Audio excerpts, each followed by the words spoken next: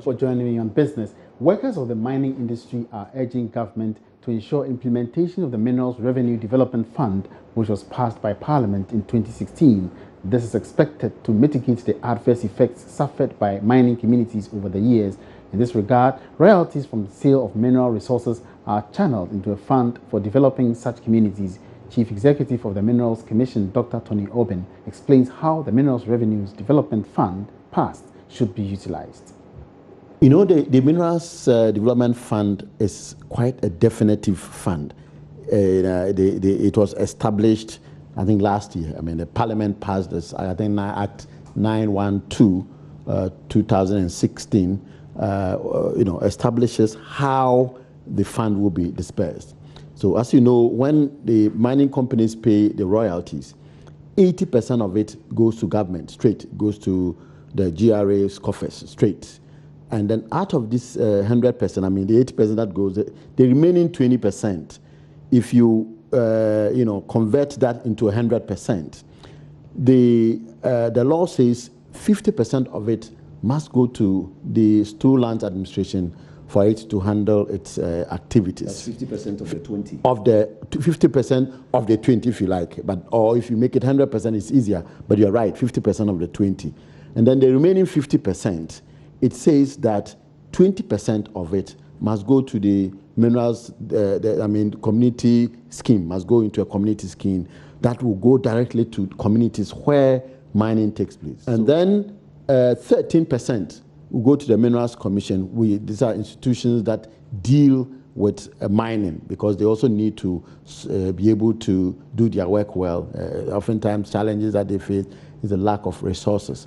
I think 4% will also go to the Ministry of Lands and Natural Resources, or the ministry responsible for mining. But the concern is ensuring that those that are required to develop the mining communities get to them at the local level. Yes, the idea behind the fund itself and the idea behind the scheme is for the local people to determine how they want to use the funds. The new chief executive of the Ghana Investment Promotion Center, Yofi Grant, says he would focus on improving the business environment to help make Ghana the preferred investment destination. The investment banker and former executive director of DataBank was yesterday announced as the new boss of the center. He takes over from communications specialist Marina Trevor, who has been at post for almost 4 years. Mr. Grant tells Joy Business he also wants to give priority to Ghanaian businesses in his investment campaign. We have to create an environment where Ghanaians and people living in Ghana want to invest in Ghana and are not thinking of just taking their money outside, but also not just taking their money outside to invest, but also to live in Ghana. So we want to create a very conducive and a very attractive business environment, investment environment, and then, of course, a great social environment where people will feel free to do their businesses, reap their profits, and contribute back to the growth of the country. Then secondly, yes, whilst focusing on the domestic, we also need to pay attention to attracting investments into our country from offshore. And then, of course, FDI is also good. But we want Ghana to be a serious trading nation, not just go out with an open arms, ball in hand, going for handouts. No, but to create an environment, an atmosphere, and the feeling that we can actually trade on equal terms and on equal arms. So that's very important. And then look at the business environment in itself. Try and remove a lot of the bottlenecks that are there. Try and harmonize regulation and licensing and registration such that people don't have to spend hours laboring and days and weeks waiting for registration.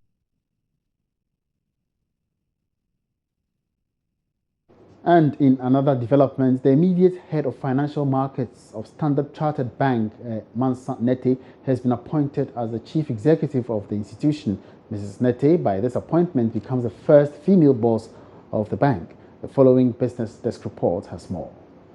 According to a statement issued by the bank, Madam Nete's appointment takes effect from March 1, subject to regulatory approval. She is expected to report to the Chief Executive of Nigeria and West Africa, Bola Adesola.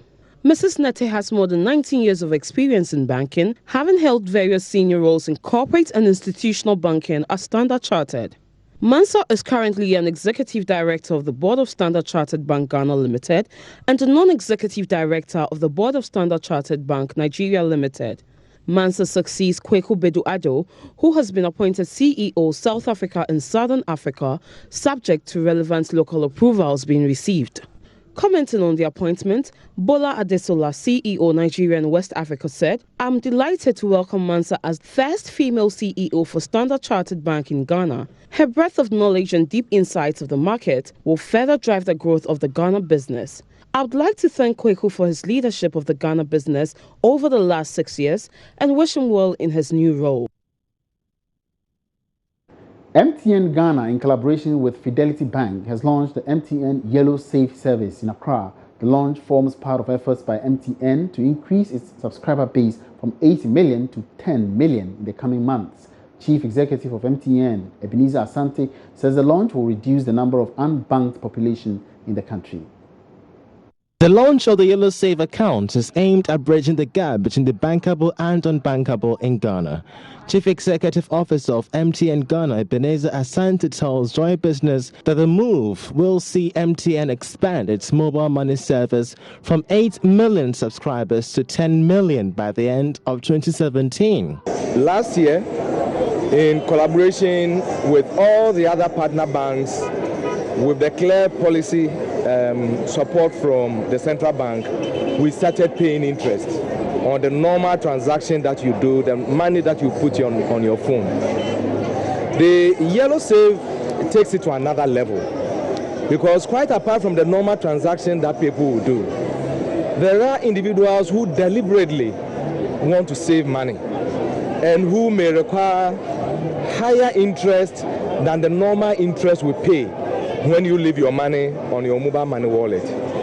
And that is the essence of the Yellow Save.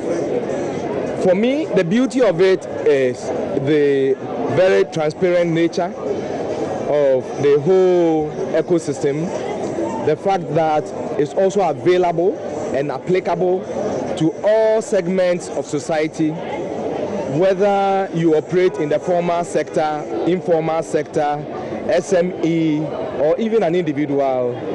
It's still relevant for your use. Managing Director of Fidelity Bank, Jim Baden, is confident that the partnership with MTN will serve as a benchmark for customer service in Ghana's banking industry. We thought that we would listen to the demands of our customers, the masses, who are busily chasing money every day in their workshops, in their markets, and are unable to go to the bank. It's so cumbersome. Banks are spaced all over the place, and it takes time and traffic situations and so on and so forth. So we designed this product. We thought that everybody has a telephone, and most people in Ghana these days have a mobile money account, especially MTN mobile money. So we thought it wise to design a product that will not require our customers to go to the banking hall, to clock the bank hall. There's no paperwork at all. The Yellow Save account is expected to see subscribers enjoy a 12% interest rate each and every year. Ghana Ports and Harbours Authority (GPHA) has opened its first vessel new bulk jetty in Takoradi. The completion of the first 200 meters of the proposed 800-meter bulk ore terminal will enable huge quantities of mineral ore loaded on much bigger vessels to go through the Takoradi port.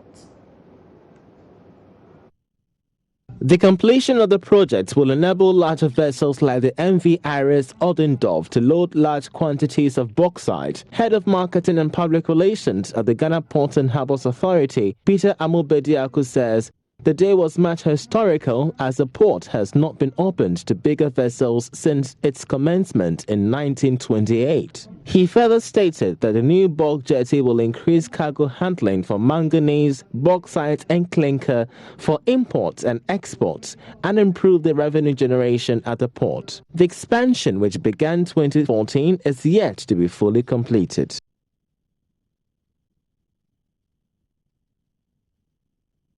And that's it for business. Many thanks for watching. For more business news updates, log on to myjoyonline.com/business. My name is Emmanuel Abuaji Riafe. Have a great evening.